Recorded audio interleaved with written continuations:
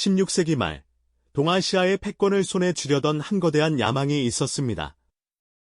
일본을 통일한 도요토미 히데요시는 이제 대륙으로 눈을 돌렸고, 그에게 조선은 단지 대륙 침략의 발판에 불과했죠. 압도적인 군사력을 등에 업은 그들은 조선을 한 입에 삼킬 수 있다고 확신했던 것 같습니다. 하지만 정복자들은 예상치 못한 두려움에 직면하게 됩니다. 대체 조선은 무엇으로 그들을 그토록 떨게 만들었을까요? 오늘 우리는 겉으로 보이는 국력만으로 상대를 얕잡아 본 강대국이 눈에 보이지 않는 저항 정신과 예측 불가능한 전략 앞에서 어떻게 무너지는지, 그 처절한 생존의 드라마를 함께 들여다보려 합니다.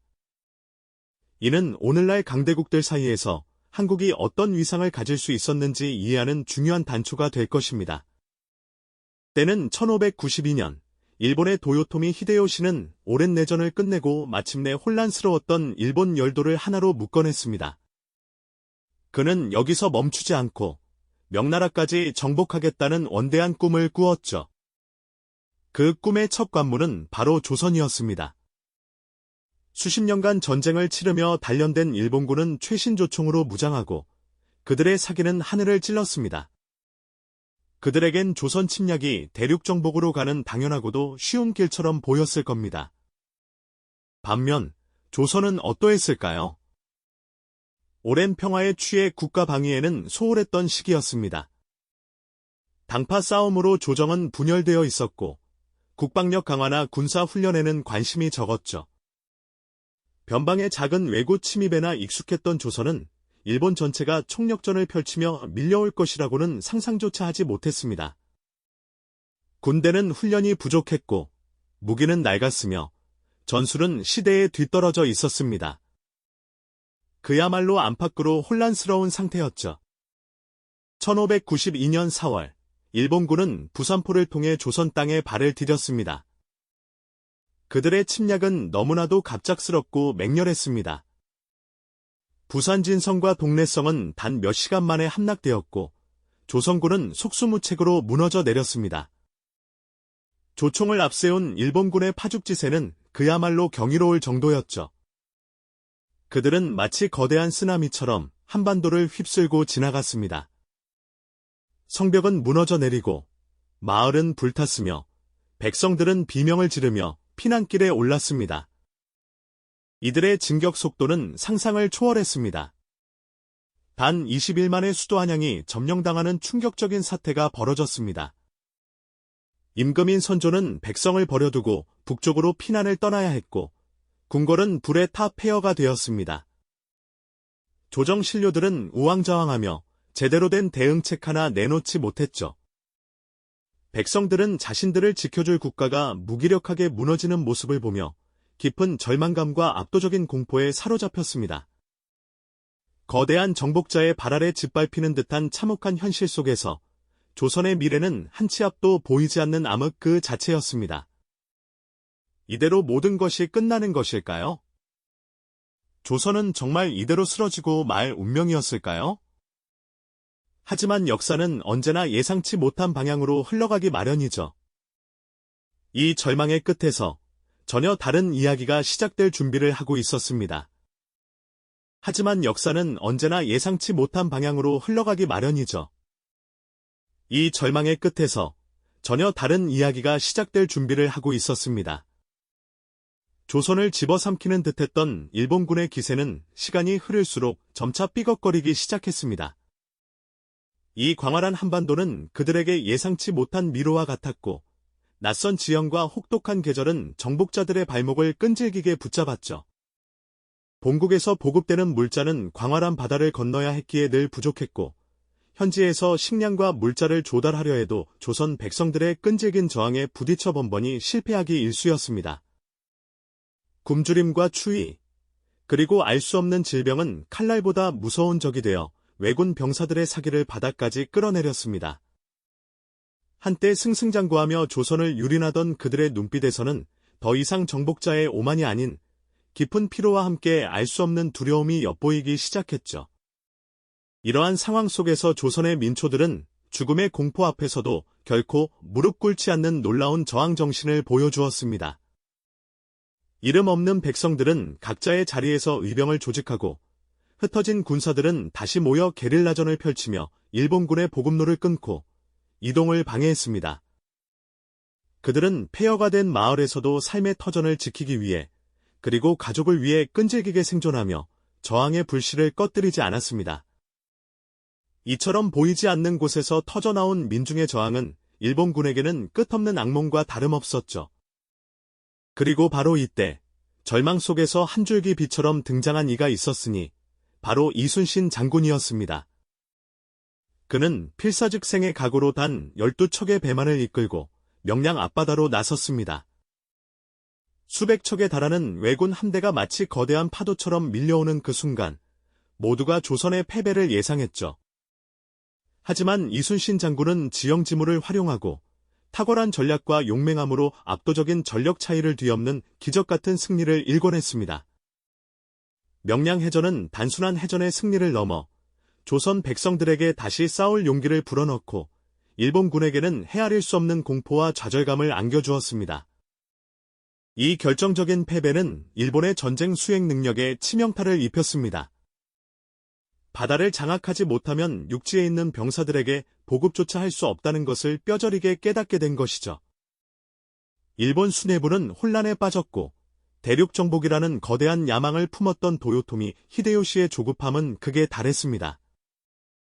그는 연이은 패전 소식의 분노와 좌절감을 감추지 못하며 조선을 결코 쉽게 삼킬 수 없음을, 아니, 애초에 이 전쟁 자체가 무모한 도전이었음을 뒤늦게 깨닫기 시작했습니다.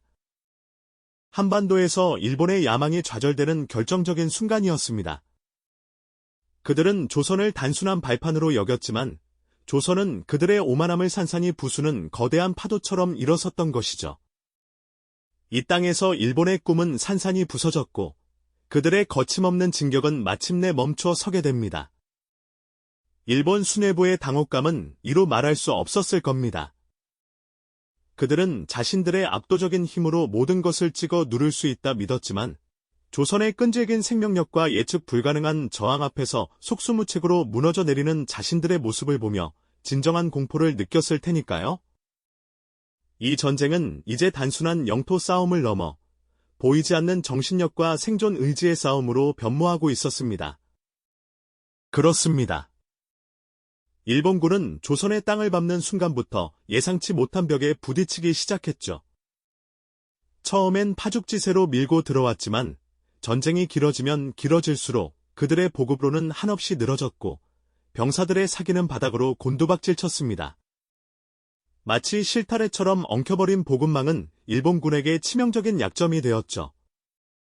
멀리 떨어진 본국에서 식량과 무기를 조달하는 일은 상상 이상으로 고되고 어려운 일이었습니다. 추운 겨울밤, 굶주림과 추위에 떨며 지쳐가는 병사들의 모습은 더 이상 초반의 기세등등한 정복자들이 아니었을 겁니다. 그들의 눈빛에서는 점차 승리에 대한 확신 대신 피로와 공포가 엿보이기 시작했죠.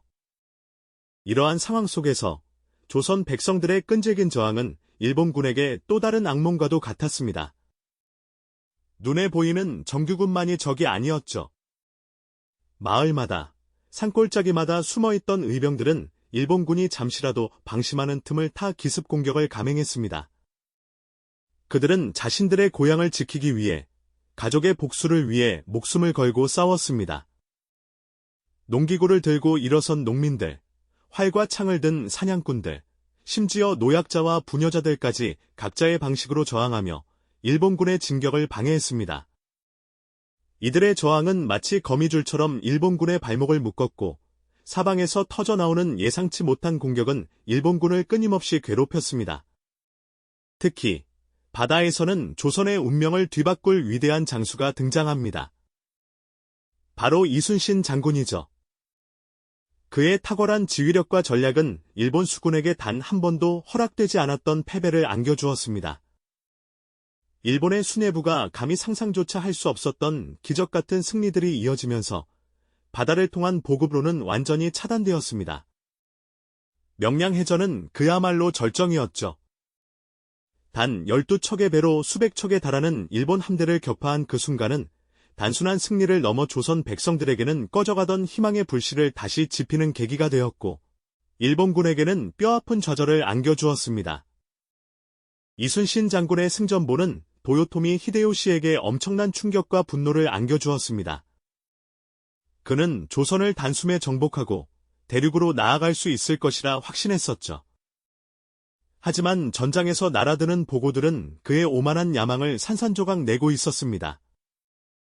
보급은 끊기고 육지에서는 의병들의 저항에 시달리고 바다에서는 이순신이라는 불패의 장수에게 연전연패를 당하는 상황.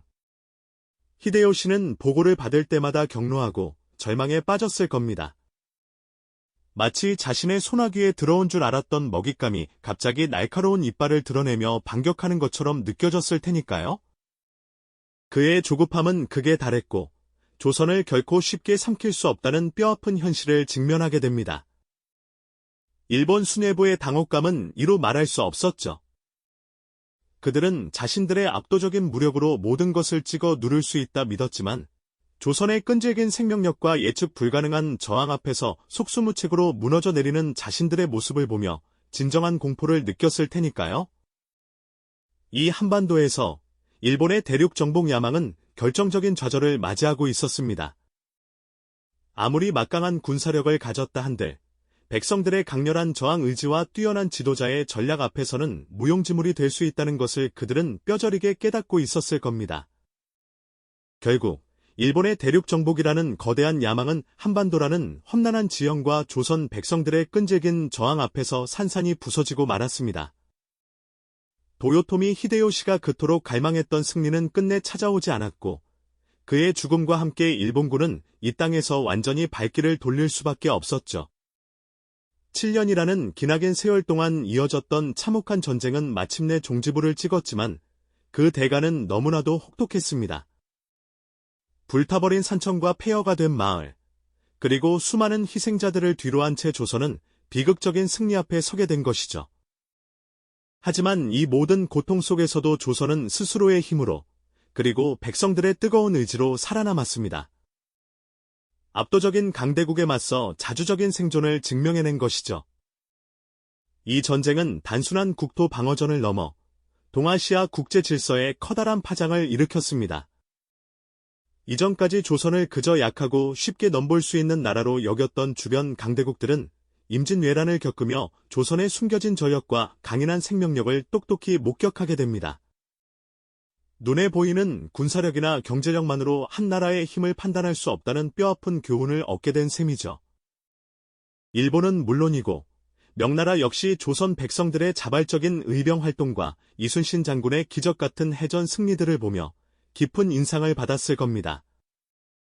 그들은 조선이 단순히 왕조의 힘으로 버틴 것이 아니라 민초들의 뜨거운 애국심과 불굴의 투쟁 정신이 결합되어 만들어낸 저항이라는 것을 깨달았을 테니까요. 이는 이후 조선을 함부로 대할 수 없는 존중해야 할 독립적인 국가로 인식하게 되는 중요한 배경이 되었습니다. 강대국들이 함부로 침범할 수 없는 강력한 방어선이 바로 국민들의 저항 의지라는 것을 역사가 증명한 것이죠. 임진왜란은 우리에게 아주 명확한 교훈을 남겨주었습니다. 아무리 막강한 군사력을 가진 강대국이라 할지라도 한 나라의 진정한 가치는 눈에 보이는 국력만으로 측정될 수 없다는 사실 말이죠. 민초들의 자발적인 의지와 한 사람의 천재적인 리더십이 결합된 상상 초월의 저항 앞에서 당시 동아시아 최강대국이었던 일본의 오만은 무릎 꿇을 수밖에 없었습니다. 특히 명량해전에서 단 12척의 배로 압도적인 왜군 함대를 격파했던 그 기적 같은 순간은 강대국이 한 나라의 진정한 힘을 처절하게 학습하는 경험이 되었을 겁니다. 이처럼 임진왜란은 단순히 과거의 전쟁 이야기가 아닙니다.